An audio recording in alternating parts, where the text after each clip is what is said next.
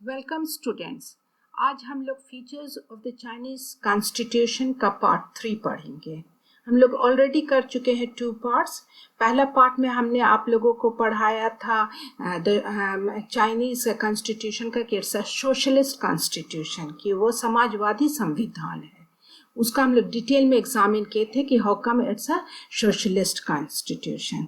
फिर हम लोग एग्जामिन किए थे वहाँ पर the foreign policy of China का क्या फॉरेन पॉलिसी है बेस्ड ऑन पंचशील, कि वो पंचशील पर आधारित है। और फिर कि there is opposition of to imperialism, कि साम्राज्यवाद के विरुद्ध है ये सब हम लोग फर्स्ट पार्ट में एग्जामिन किए थे। सेकेंड पार्ट में हम लोगों ने देखा था कि the Chinese constitution is a written enacted and a rigid constitution, कि वो लिखित संविधान है, वो अधिनियमित है और वो अपरिवर्तनशील संविधान है। तो वो सब हम लोग डिटेल में सेकेंड चैप्टर में एग्जामिन किए थे और देखे थे, पाए थे कि इसमें कितने चैप्टर्स में ये चाइनीज कॉन्स्टिट्यूशन डिवाइडेड है। तो इट्स डिवाइडेड इनटू 4 चैप्टर्स, कि 4 अध्याय में दिया पूरा संविधान है। एंड फिर हम लोगों ने कि रिजिड कॉन्स्टिट्यूशन है, कि ये अपरिवर्तनशील संविधान है, मगर वास्तविक में हम क्या पाते हैं कि ये काफ़ी ही परिवर्तनशील या लचीला संविधान है और काफ़ी संशोधन इसमें हो चुके हैं। अब हम लोग और आगे एग्जामिन करेंगे। अगर आप लोगों ने मेरा वो 2 नहीं देखा है, features of the Chinese constitution part 1 और पार्ट 2, तो डिस्क्रिप्शन में दिया हुआ है उसका डिटेल्स, यूट्यूब लिंक दिया हुआ है, आप पहले उसको देख लीजिए, then come to this part, आप और अच्छे से इसको फॉलो करिएगा। Now we start the third part. हाँ, सबसे पहले क्या हम पा रहे हैं कि there is a restoration of republican character of the state, कि यहाँ पर संविधान में ये संविधान जो आया 1982 का, तो वो क्या किया, वो रेस्टोर किया the Republican character of the state, कि स्टेट के राज्य के गणतंत्रात्मक चरित्र की बहाली की ये, और उसको रिटेन किया, उसको रेस्टोर किया। और आपको मैंने पहले भी बता चुके हैं कि what do we mean by republican, कि जहाँ गणतंत्रात्मक का मतलब क्या होता है। रिपब्लिकन अगर आपको नहीं याद है तो फिर से एक बार रिपीट कर देते हैं कि Republican meaning way the head of the state is an elected one, कि जो हेड ऑफ द स्टेट है वो इलेक्टेड निर्वाचित होकर आ रहे हैं, जो हेड ऑफ द स्टेट हैं। वो ये नहीं कि वो चले आ रहे हैं, मोनार्की फॉर्म ऑफ गवर्नमेंट है कि और वंशवाद चला आ रहा है, तो फिर वो अगर इलेक्टेड हेड नहीं है तो फिर आप उसको रिपब्लिकन नहीं कहिएगा, उसको आप बोलिएगा कि it's a monarchial form of government. मगर चाइना में क्या है, it's a republican form of government. वो कहते ही अपने को, चाइना को कहते हैं पीपल्स रिपब्लिक ऑफ चाइना, कि that is people's republic of China. अब हम लोग इसको फिर एग्जामिन करेंगे कि किस तरह से है। तो the constitution provides for elected president of people's republic of China. देखिए, हम अभी बता रहे थे कि जो प्रेसिडेंट है वो इलेक्टेड होंगे। अगर प्रेसिडेंट इलेक्टेड है तो इट्स अ रिपब्लिकन गवर्नमेंट। तो यहाँ पर भी संविधान क्या प्रोवाइड करता है, provides for an elected president of people's republic of China, कि संविधान सुनिश्चित करता है कि जनवादी गणराज्य चीन में निर्वाचित राष्ट्रपति हो, कि वो निर्वाचित हो, जो राष्ट्रपति हैं वो निर्वाचित हो, वो कोई वंशवाद या इसी तरह बिना इलेक्शन के नहीं आ रहे हो, वो निर्वाचित है, तभी वो गणतंत्रात्मक है। तो यहाँ पर भी चीन में भी जो प्रेसिडेंट है he is an elected president, so it becomes a republican government, it's a republican state.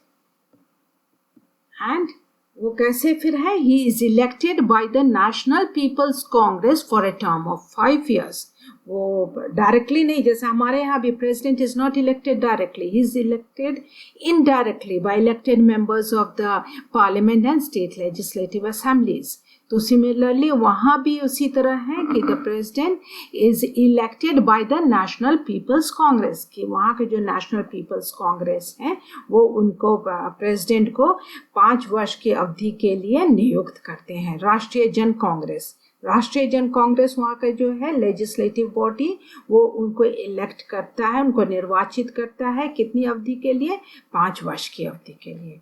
तो इस तरह आप पाते हैं कि चीन में क्या है, there is a republican character of the state, there is a republican form of government, कि वहाँ रिपब्लिकन फॉर्म ऑफ गवर्नमेंट है because the president is an elected one. तो ये एक हो गया again important feature of the Chinese constitution. Now we proceed further. हाँ, अब वहाँ क्या है दूसरा इम्पॉर्टेंट फीचर, कि वहाँ डेमोक्रेटिक सेंट्रलिज्म है, कि वहाँ पर तंत्रात्मक केंद्रीयवाद है, लोकतंत्रात्मक केंद्रीयवाद है, कि डेमोक्रेटिक सेंट्रलिज्म है। अब ये कहाँ पर आप पाते हैं, ये आप देखिए ये कैसे है, it's a triangular shape, meaning elections के थ्रू भी इलेक्शंस हो रहा है। डेमोक्रेसी क्या हुआ, डेमोक्रेसी लोकतंत्र क्या हुआ, कि लोकतंत्र के जहाँ पर शक्ति किसके हाथों में है, तो शक्ति जनता के हाथों में निहित है। जहाँ पर शक्ति जनता के हाथों में निहित है उसे ही हम डेमोक्रेसी कहते हैं, लोकतंत्र कहते हैं। Where the power resides with the people, then it's a democratic form of government. How will you come to know that the power resides with the people? The power resides with the people if there are elections held, and in the elections the people are participating, the people are electing their representatives. तभी आप कहिएगा कि democracy है। जहाँ पर अगर elections हो रहा है, किसी भी देश में जहाँ इलेक्शन हो रहा है, तो आप समझ जाइए कि वो डेमोक्रेटिक स्टेट है।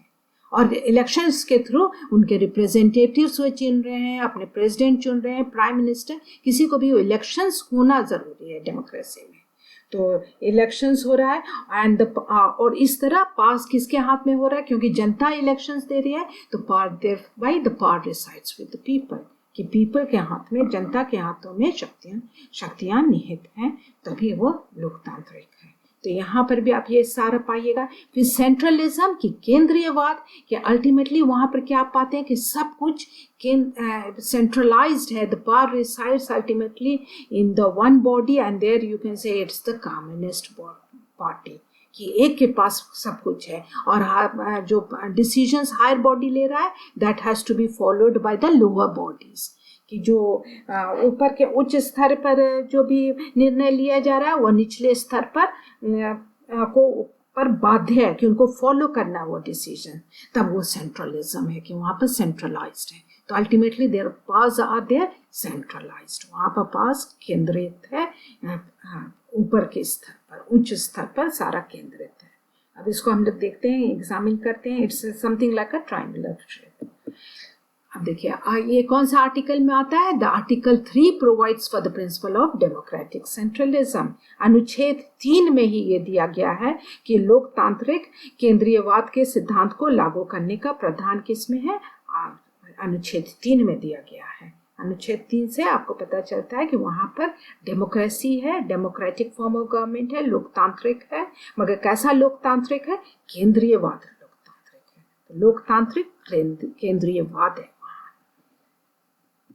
और ये कैसे है, the national peoples at different levels are democratically elected, कि नेशनल पीपल्स जितने भी प्रतिनिधि हैं, प्रतिनिधि विभिन्न स्तरों पर सभी लोकतांत्रिक प्रक्रिया से निर्वाचित हैं। सभी जितने भी प्रतिनिधि हैं, national peoples at all levels, whether it's at the centre और एट द लोकल लेवल्स, हर स्तर पर, हर स्तरों पर वो किस तरह से आते हैं, वो लोकतांत्रिक प्रक्रिया से ही निर्वाचित हो रहे हैं, मीनिंग इलेक्टेड हैं, they are elected, they are democratically elected. Elections होना बहुत ज़रूरी है डेमोक्रेसी में।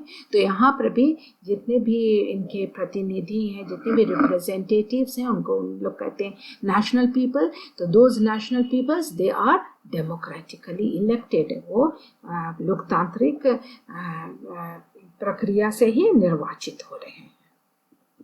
And they are responsible, these national peoples, they are responsible ultimately to the people। वो किसको responsible होंगे, ये डेमोक्रेसी है तो पास resides with the people, कि शक्तियाँ जनता के हाथों में निहित है, तो they have to be responsible, the representatives have to be responsible to the people, कि उनको people को, जनता के लिए उनको responsibility है, उनकी सारी जिम्मेदारी किसके लिए, जनता के लिए।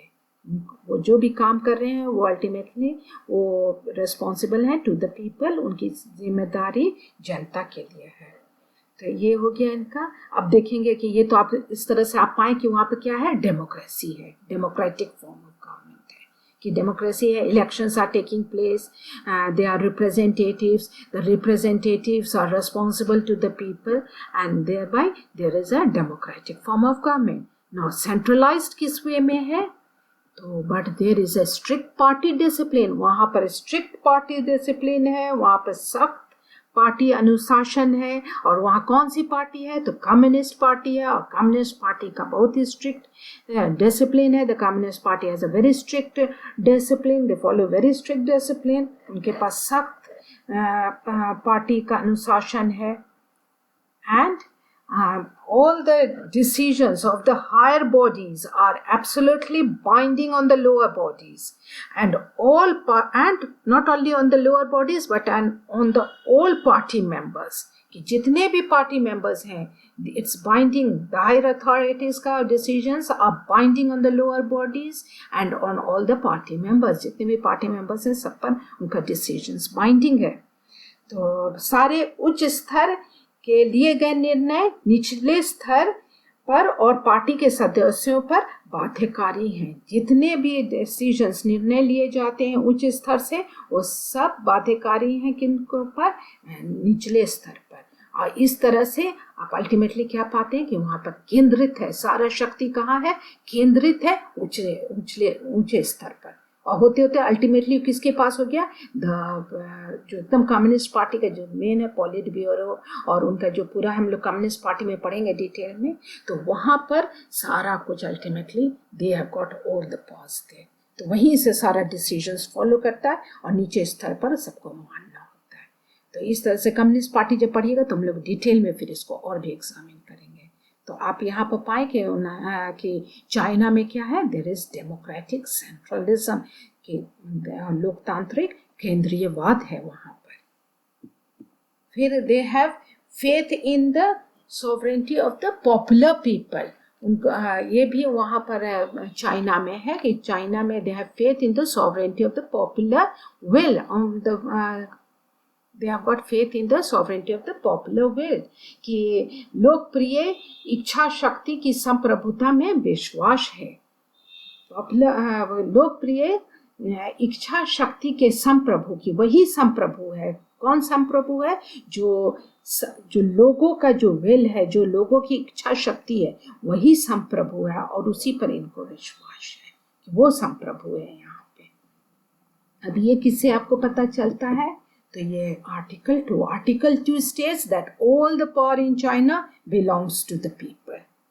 आपको अभी बता रहे थे कि वहाँ पर सारी शक्तियाँ किसके हाथों में निहित है, किसके पास निहित है चीन में, तो अनुच्छेद 2 कहता है कि चीन की सारी शक्तियाँ जनता में निहित है। तो इस तरह जनता में निहित है, पॉपुलर विल में निहित है, और वही सॉवरेन है, वही संप्रभु है। The people are ultimately the sovereign. Sovereignty resides with the people. क्योंकि सारा पास किसके पास है, ये आर्टिकल 2 कह रहा है कि सारा पास belong to the people। Article 2 state कर रहा है।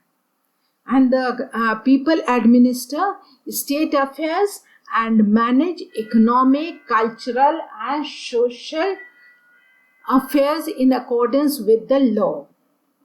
जनता ही राज्य मामलों का प्रशासन करता है और कानून के अनुसार आर्थिक, सांस्कृतिक और सामाजिक मामलों का प्रबंधन करते हैं। कि ये है अल्टीमेटली द पीपल, वही सब कुछ मैनेज कर रहे हैं। द पीपल दे एडमिनिस्टर सारा स्टेट अफेयर्स, जितना भी राज्य मामले हैं वो सब कौन अल्टीमेटली कर रहा है, it's done by the people. The people administer the state affairs and manage economic, आर्थिक, कल्चरल, सांस्कृतिक और सामाजिक मामलों का प्रबंधन वो कर रहा है थ्रू, और कैसे कर रहा है, कानून के अनुसार कर रहा है।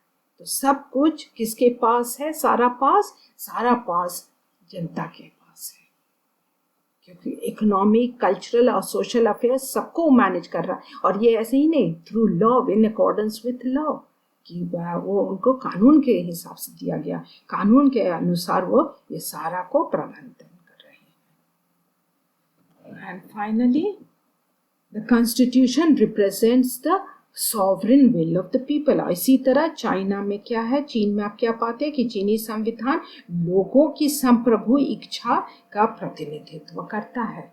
कि constitution represents the sovereign will of the people. चीन में की संविधान में क्या दिया हुआ है कि संप्रभु इच्छा किसके हाथ में है, कौन उसका प्रतिनिधित्व करता है, तो लोग करते हैं। कॉन्स्टिट्यूशन में वो दिया गया है कि there is the sovereign will of the people. और ये कौन से आर्टिकल में है, इन आर्टिकल 2 ये बताता है आपको, अनुच्छेद 2 में ये सारा कुछ दिया गया है। तो आज हम यहीं तक आपको रखते हैं, नेक्स्ट क्लास में हम लोग देखेंगे तो कम्युनिस्ट पार्टी ऑफ चाइना करेंगे। तो आज तक यही है। Okay, thank you.